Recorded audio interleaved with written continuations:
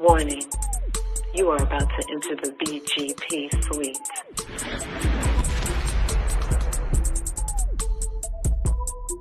No thongs, no boy shorts, no thigh highs, no commandos are permissible. BGP, big girl panties only. So pull up to woman up. And no, please don't leave with your panties in a bunch.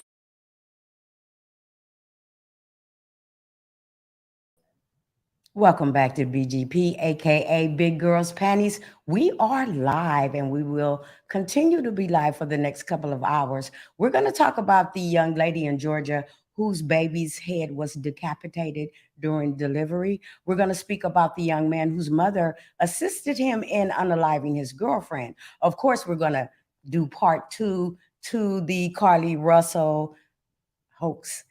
But right now, we're going to speak on the Derek Jaxn interview. About 3 months ago, Danae Jackson, his current wife, maybe soon to be ex-wife, did a interview 2 parts with the Dear Future Wifey podcast.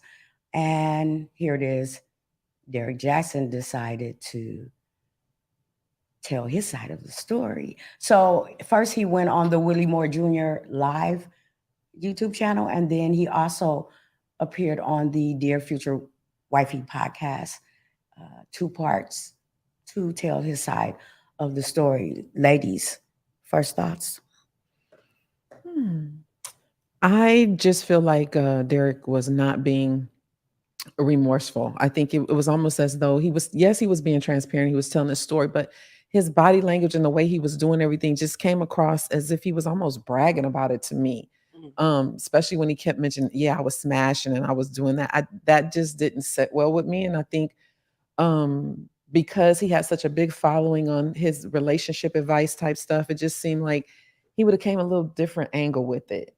It just didn't come off as authentic and sincere. Yeah, to me, I thought he was full of shit. I didn't believe nothing that he was saying, except when he would get excited and do his little smiles when he talk about, I was a wild boy. Yeah, I slept with a lot of women. Yeah. I mean, that part is true. I did. I slept with a lot of women. I mean, but he wasn't remorseful to me. He didn't seem apologetic. He didn't issue an apology to his family or his wife for the embarrassment. He was just kind of like giving perfectly responded answers that he probably, was working on and preparing for. It just, I wasn't feeling it, to be honest with you. Those were my first initial thoughts. What about you? I thought that the interview was thoughtful. Oftentimes you hear people say that a man is supposed to have foresight. Foresight means being able to solve a problem that might happen in the future. This is his wife,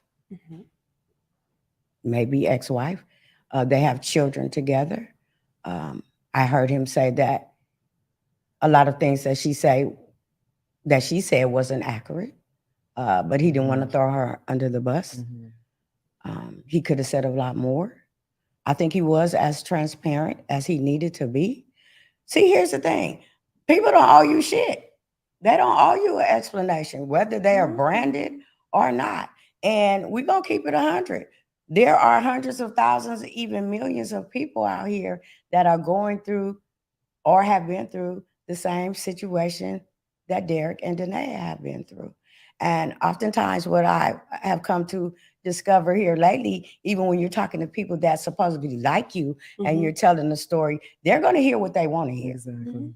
True. So imagine a person that you can't stand. You're not going to hear anything that person says. I think he was remorseful. Remorse means having some regrets. I saw him get emotional. I saw him talk about his children. Why are you laughing? You saw it. You said you saw him be remorseful. I heard Derek Jaxn. The man asked him, Willie Moore Jr., because I watched both interviews because I wanted a lot of content. On the Willie Moore Jr. live, he said, your son is going to come of age, Mm-hmm. and he's going to be. Can I finish? What? I don't need to Go say. ahead. Okay, Go let me ahead. finish. Willie Moore Jr. asked him about him coming from a broken home. Now his children are coming from a broken home. And at one point in time, his son is going to come of age when he gets to be around 12 years old. He's going to be looking around and he's going to be figuring some things out. And he's going to want to know why he came from a broken home. And he asked Derek, what was he going to tell him? And I think that he gave the most honest response that he could give when he said he didn't know. And I saw him become emotional. I heard him say he does have some regrets. I heard him say he does feel sorry for what he did. Here's the thing. They was 19 years old. True. They were teenagers. They were young adults. They didn't have no guidance on how to have a righteous relationship. And I think I said it before, I'm going to say it right now. They trauma-informed, bonded. He had resentment from coming from a father that he felt didn't love him. She did too. They both had mommy issues, different from one another. His mother loved him. She didn't really display that her mother loved her because she was having problems with her daddy. And I think she preferred that family better than her family. And so when they got together, he thought he had a woman of sound mind and body. Whatever the resentment for the fathers were, that were in agreements. But he didn't have a woman that was a sound mind of body because she had been sexually assaulted twice in a 30-day period before they got together. So do we agree that how they said they got together matches? So before I answer that question, are we going to go back and forth between two different interviews? Or are we going to talk about the first interview and kind of move it? Because I just want to know before I answer that question. You could talk about how you want to talk about it, but I'm taking it from both interviews because we were supposed to look at both interviews. I looked at both interviews, but I thought initially the question was for the first interview. Well, the first interview I saw was Willie Moore, so you know what I'm saying? So I'm just saying, just answer the questions the best you know how from what you took from whatever. Okay, so I think the way they met up was very similar. Those kind of was in sync as far as how they met up, the initial conversation. Yes, I will agree to that. Okay, so two things stuck out there for me. It's 2023. Derek said that they and Danae agreed. They had a date on Valentine's Day. He asked her, whose was it? No, he didn't ask her that. He asked her to be his woman. We're not seeing or hearing that men are asking women to be their woman. They're just sleeping together and assuming that they go together. So that stuck out for me. I gave him a point for that. And then he also said that they went down to the river to pray on their relationship. And I've never had a man take me anywhere and pray on our relationship. So that stuck out for me. And he said, and I'm paraphrasing, he was trying to lean on God's understanding because he had never been in a monogamous relationship. So he was asking him to make him be something that he wasn't. So that stuck out too for me. And then he said that they were doing good for about a month and a half. And he reached out to her and he started being rejected. And that's where the cheating began. I think definitely that childhood trauma that they both seem to have experienced played a huge role in how they dealt with the situation. I don't feel sorry for Derek Jaxn in the sense that the whole using this, let's pray and all this kind of stuff. Some niggas do anything to get some pussy. They're gonna say whatever they gotta say. And I mean, I've been told that too. I go to church every Sunday, and that's supposed to make you feel some kind of way. I mean, that's game. That's game. That's what dudes do. Let's keep it 100. But I do feel that their childhood trauma did play a huge role in how they coped with their issues. He was more like a sexual Deviant. yeah, a sexual deviant. He was and he used that his way of coping with his issues, I feel. So I still, that doesn't, the whole I could see myself getting caught up in that whole let's go pray first and all that. But was he sincere? Because at the end of the day, he betrayed us all. We all were. Well, I was following him. I'm thinking I'm tagging his videos and sharing them because he gave such good advice. And all along, we don't know he has this background of all this crazy shit that's going on. And so he not only owed his family, well, he don't really, like as you said, he don't owe us anything, but I just felt like he needed to be more apologetic, not just to his family, but to all his followers who were believing that he was not a perfect man, not a perfect relationship person, but you were giving all this advice, and I mean, from what? From Where his did it come experience. from? From his experience. I mean, Yeah. so here's my thing. Okay. I agree. They both were trauma bonding when they entered their relationship. Yes. I'm gonna agree with that. Yes. He was seeking the love and attention and affection from a mom, right? Because he said his mom, didn't express the love that he wanted, right? And she was seeking the love of a father because her father was, had his own family, and she wasn't really accepted, within that family as much as she would have liked to before he passed. I agree.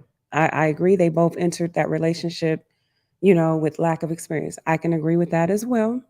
However, um, when you say that you praying to God, you asking Him to cover you and her, you decided to enter that relationship and whatnot, but then turn around and just be, sleeping with multiple bitches or women, excuse me, sleeping with multiple women, while supposedly covering her. No, that's no, that's you being a hypocrite.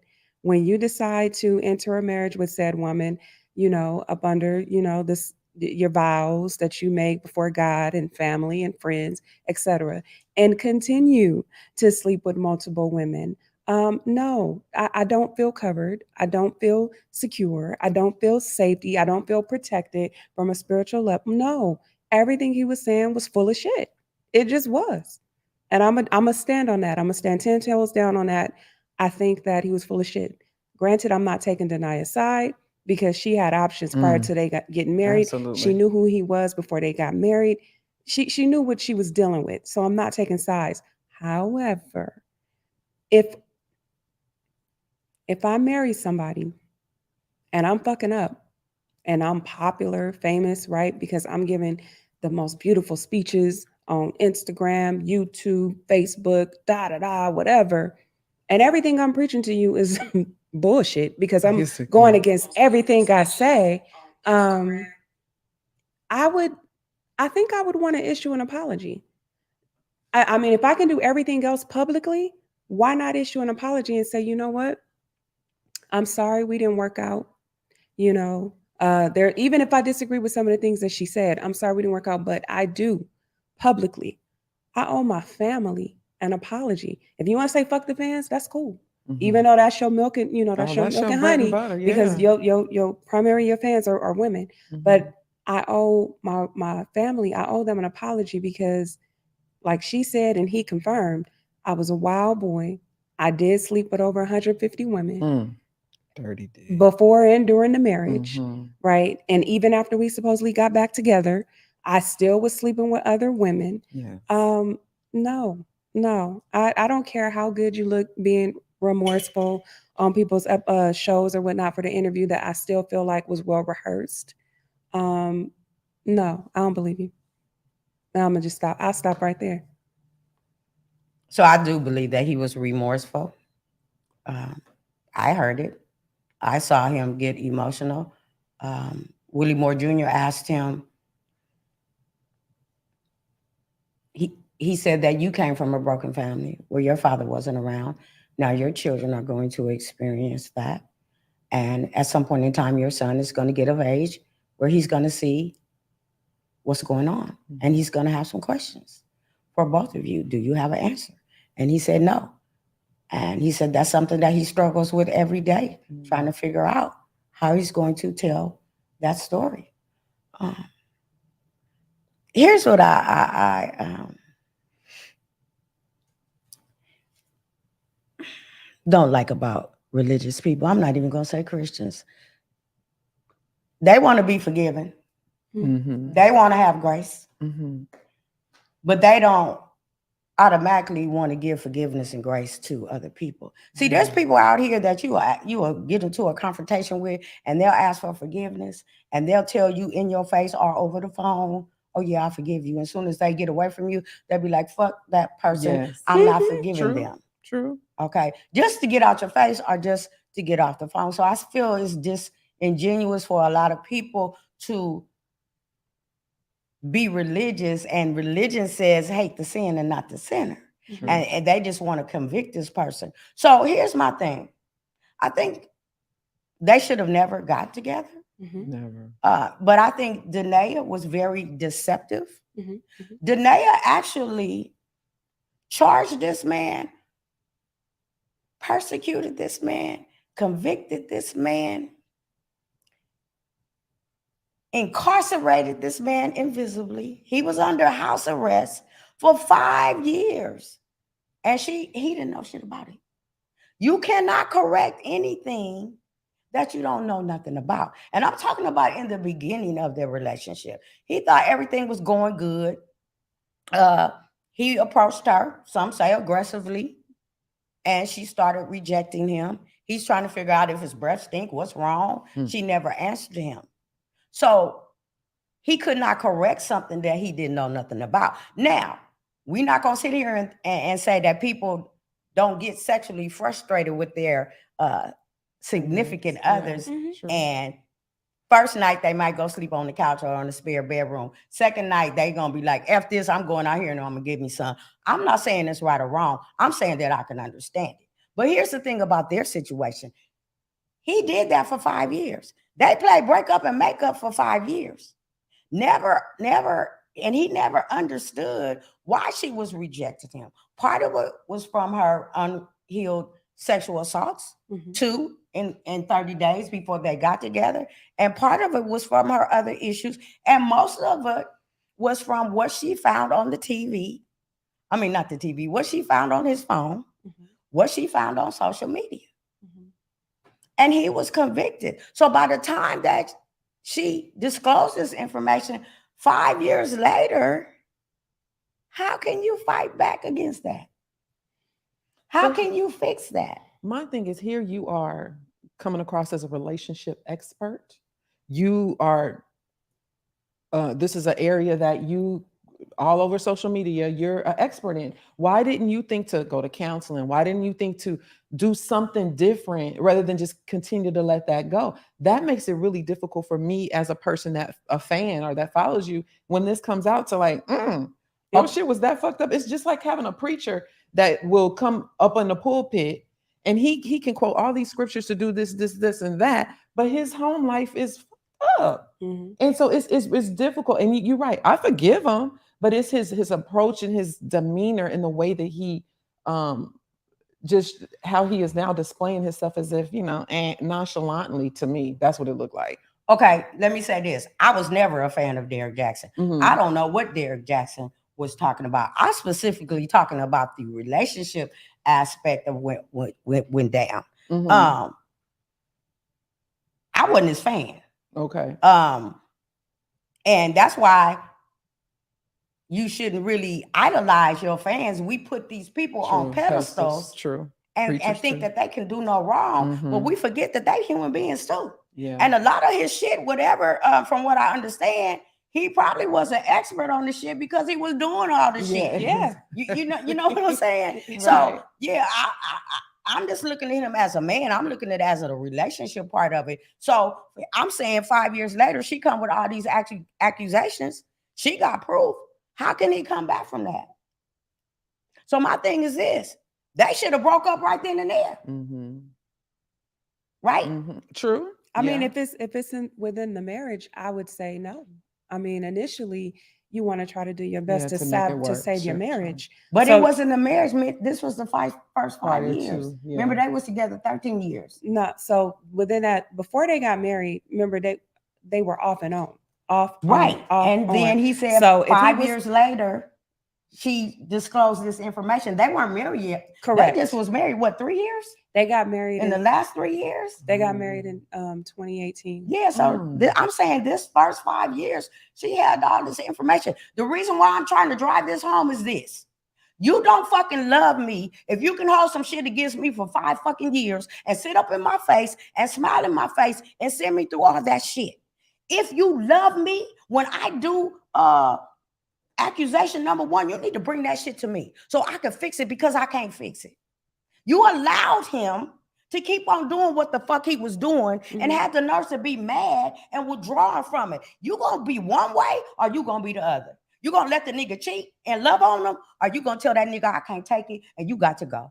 Typical woman with abandonment issues, though. She don't want to leave the situation. She feels, even though it's jacked up, she feels comfortable in the chaos. Okay, but the what drama. about him? Don't he have abandonment issues too? He does. Can't it apply That's to what him I'm saying. too? Yeah. See, that's what I'm saying. That's what I'm saying. It's both of them. Yeah. So here's my question. If you find out that your man is cheating, do you need to know all the details? Is this within my marriage, or is this before a marriage? You can put it however you want to put it. Because if you cheating on me and we not in a marriage, we just in a regular relationship, I still look at you as single. So if you cheat, we're done. That's it. In your marriage. In a marriage, no. I want to know everything, and I want to, because this is going to determine if our marriage is salvageable. Do we get counseling? Is this something I'm not doing? Is this something you need? Is this something you feel like you inadequate of, and so you reaching out to somebody else? I would need to know every single thing to determine if we should still work this out for the sanctity of our marriage and the vows that we take and made before God. If not, and we cannot work that out, then yeah, we can call it. If you can't be monogamous, if you can't stick to just being with your wife, right? Then no, we got to call it. So you can go be with as many women you would like to be with no strings. I think every woman knows what she can tolerate. I know for some people, myself included, cheating is a deal breaker for me, because I'm never going to be the same. Even if I stay in a relationship for a little while, I'm never going to quite look at you the same. My trust issue will never be the same. I feel violated. I feel like somebody else has been in my stuff. You know what I'm saying? Like, I had a Honda Accord and somebody broke into it. I never felt the same in that car when I looked in the back seat and there was a footprint in it. It's just like somebody's been in my stuff, and it's never going to be the same again for me. Now, some people with a lot of counseling and a lot of work and a lot of forgiveness, they can work through those things. But you as a woman, you know if that's something that you can deal with. For me, it's pretty much a deal breaker. Especially, it's pretty much a deal breaker. And I might hang around, but it's not going to be the same. For me, if you if you cheat, only detail I need to know is, did you use a condom with your nasty ass? Okay. And that's going to be the determination, or the determining factor if we stay together. If you my husband. If you my dude, like I say, I give out 3 strikes. And I could say that right now because it hasn't happened. Right. But I don't know. Until you in that. Yeah. If I'll be lying when it did happen. Exactly. But my thing is this. If you are going to say, I forgive you,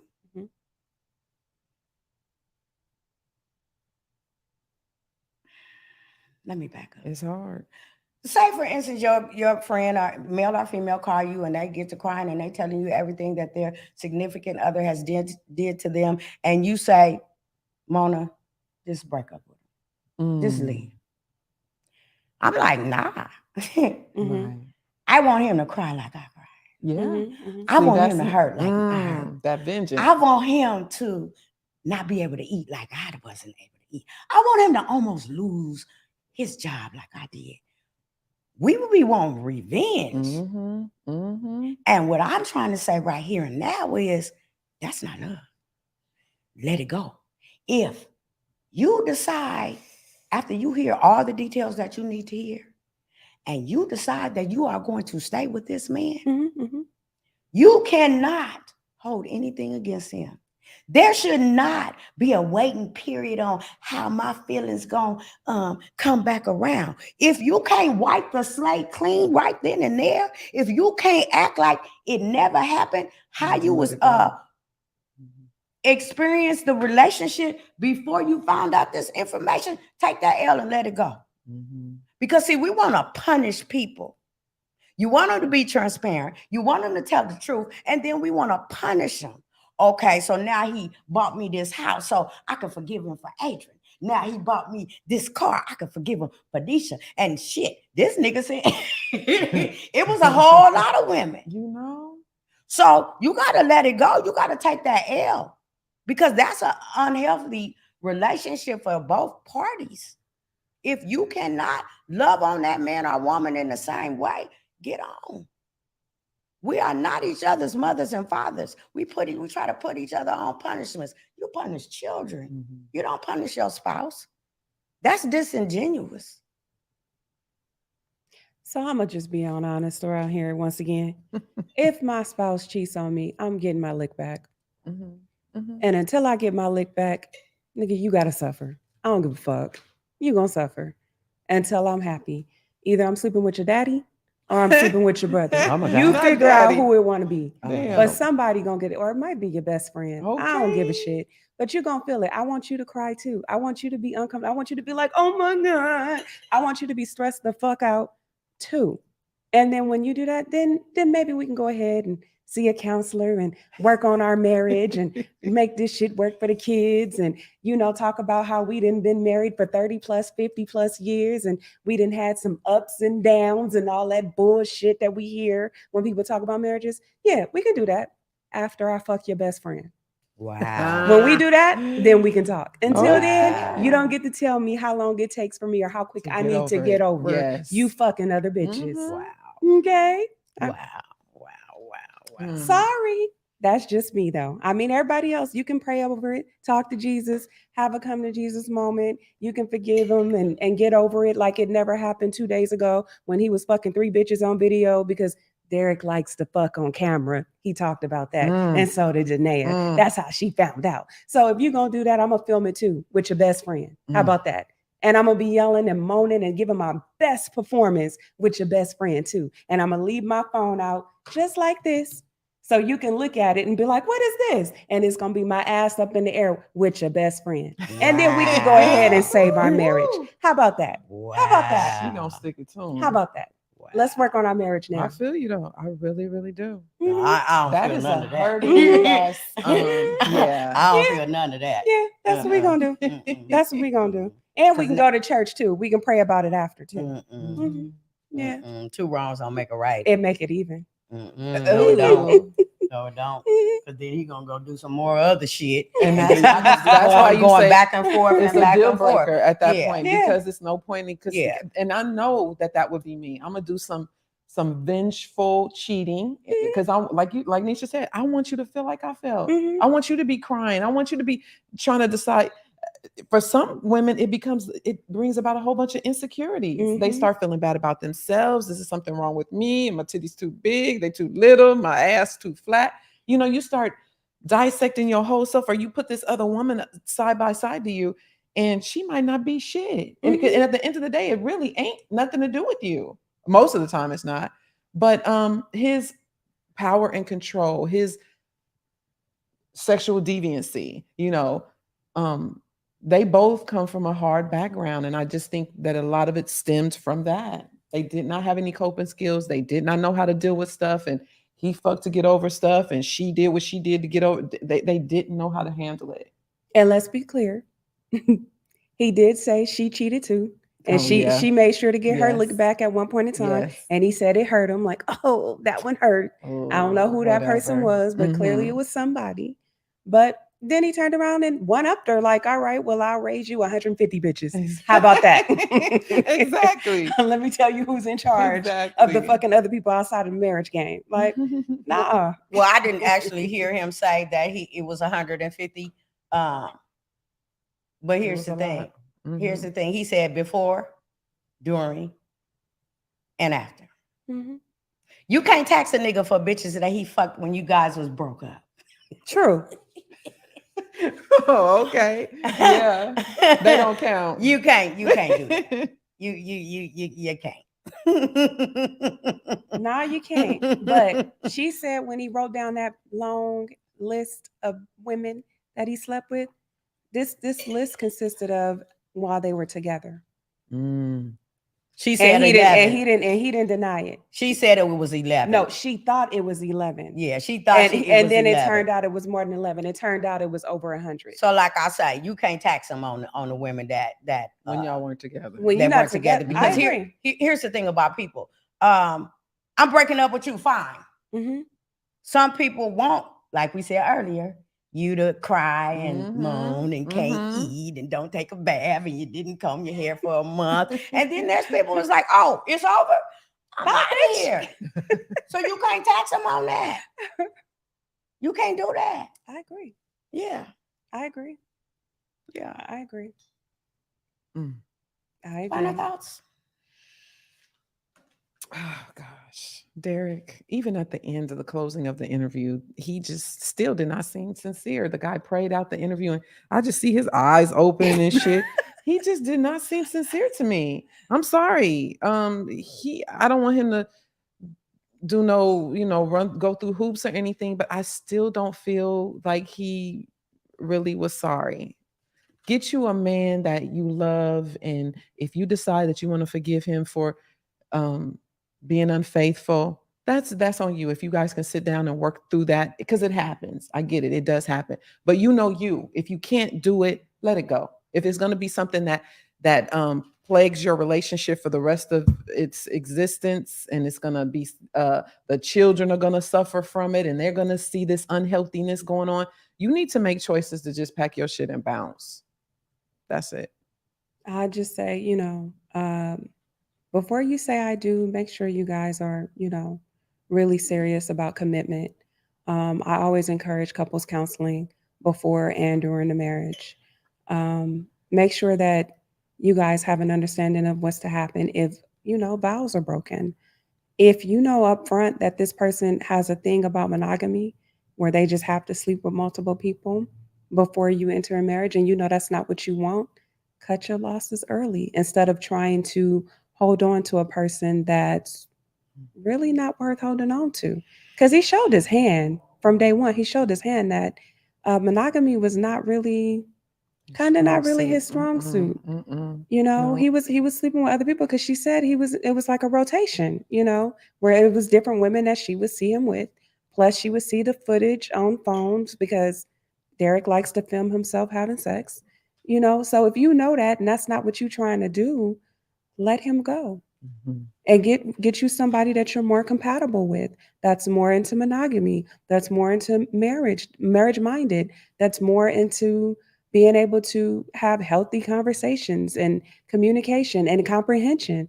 Get so you guys have that understanding. If you gonna be, because that was the other thing he mentioned, if you know that you are a believer and you know that you are, you want someone who is a believer and you have these gifts because he says she was too churchy, too Christiany at one point in time, and you know that that's not what you want, or you know that's not what you're typically attracted to, let that person go. Let that person go. Get somebody that's more on your level, whether it be from the church or etc. However you want to make it do. But get somebody that's more on your level, more compatible with you sexually, spiritually, emotionally, physically. Get somebody that's more on your level instead of trying to grab somebody that's not on your level. Because it just from day one, it just looks like they were never really compatible. They should have never entered a relationship together. She was dealing with trauma, he was dealing with trauma. She was dealing with assaults and he was getting his freak on. She wanted monogamy, he wasn't ready for monogamy. Not at all. And she pressured him into marriage because she kept getting pregnant. So then he finally gave her what she wanted and married her because he didn't want to lose, the kids, have her raising kids in a different state or whatnot. When that's not really what he wanted. Hence why the honeymoon was what it was. But get you somebody that you're more compatible with. And that'll be my final thought. He did say that neither one of them were church people in the beginning. And she tried to emasculate him. She tried to become his spiritual authority. Both of y'all was babies in Christ. You can't tell him what to do. And my thing is, I have to believe some of his story because I've never heard, I didn't even hear him say anything that she was good at being.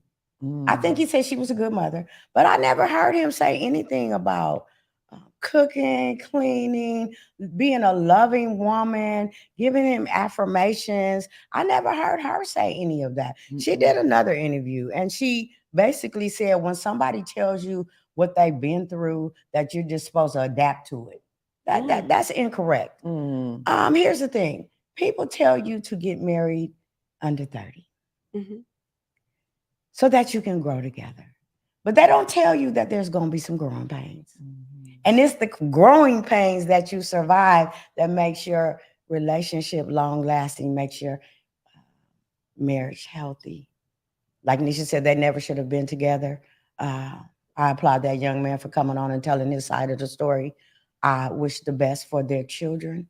I hope that they can get along enough that the rift won't be as bad as it can be. BGP, like, share, subscribe, leave a comment, and we're out. We're coming right back though.